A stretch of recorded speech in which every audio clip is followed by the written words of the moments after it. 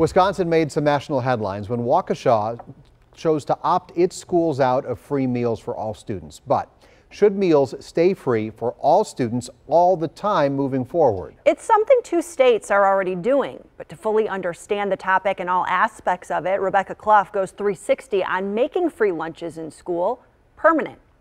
Some say free lunches make sure no child goes hungry while at school. Others say there's already programs in place. For 75 years, the U.S. has had a school lunch program in place to help children get a free or reduced priced meal. According to the U.S. Department of Agriculture, 77% of children in the country used the program in 2020. In response to the pandemic, the USDA waived all eligibility requirements and allowed all kids to eat for free. It was meant to help parents and caregivers who may have suddenly had their jobs cut or their income disrupted get help. But at the end of this school year, free meals for all will end.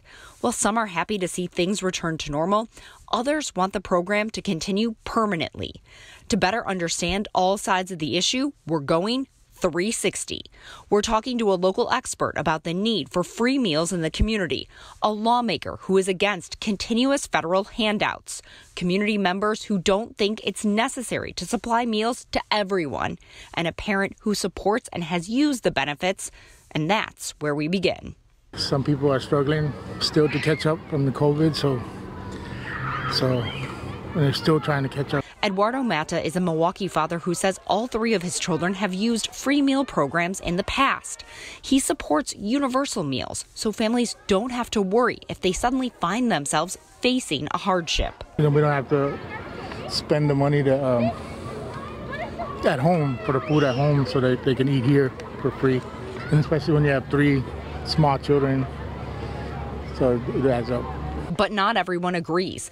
During a school board meeting in Waukesha last month, some community members argued the free meals should stop being given to all kids and go back to only those who qualify. It's fascinating to me that we have some people that are advocating for free things for people that have means. The board originally voted to become the only school district in the state to turn down the federal benefits. Supporters of that vote argued it is all part of getting back to normal after the pandemic turned lives upside down. While the board eventually reversed its decision, parents still worry about the impact it could have on the future.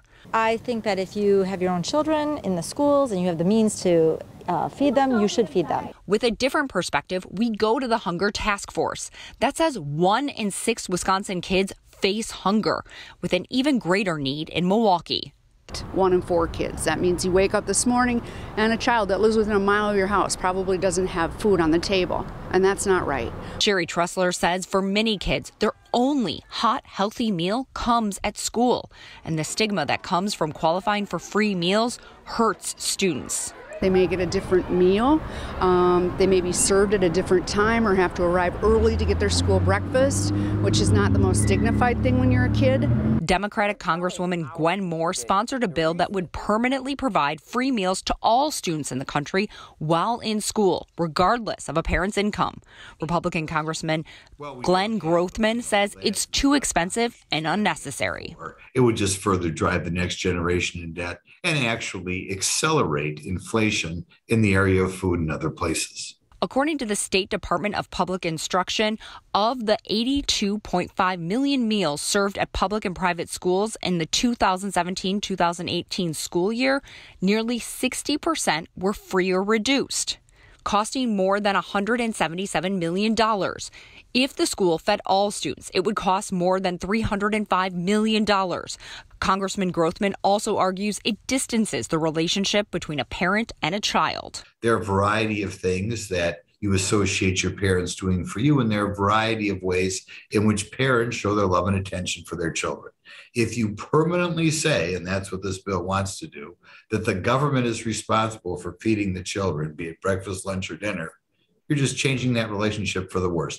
Right now, California and Maine are the only states in the country which provide free meals to all students, regardless of their parents' income. That could happen to all schools across the country if this federal bill were to pass. Reporting in Milwaukee, Rebecca Clough, TMJ4 News.